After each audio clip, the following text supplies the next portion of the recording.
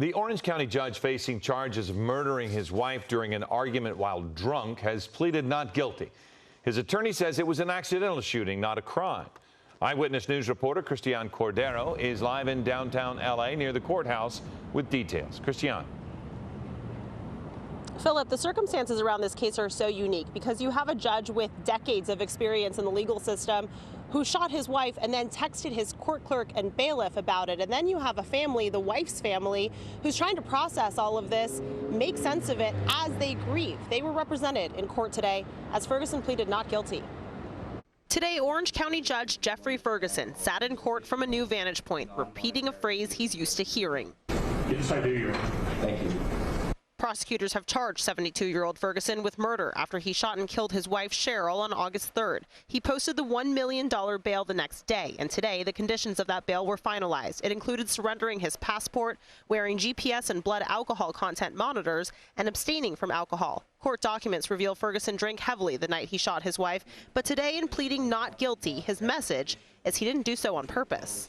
We want to be clear, this was an unintentional, accidental shooting and not a crime. Ferguson was silent outside of court. In the court documents, prosecutors describe a heated argument that started at a restaurant and continued at home, citing text messages Ferguson sent to his clerk and bailiff minutes after the shooting saying, quote, "I just lost it. I just shot my wife.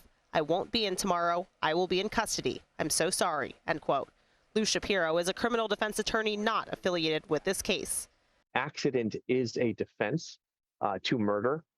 In the alternative, they might be seeking what's called voluntary manslaughter, arguing that there was not an intent to kill, but the actions were a conscious disregard for human life that could have resulted in death. Cheryl Ferguson's youngest brother, Larry, said the whole family is in shock by her death.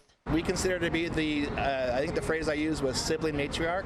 He showed up in court today to represent the family. Larry and the defendant made eye contact briefly and with anything on their minds left unsaid. I busted down in tears.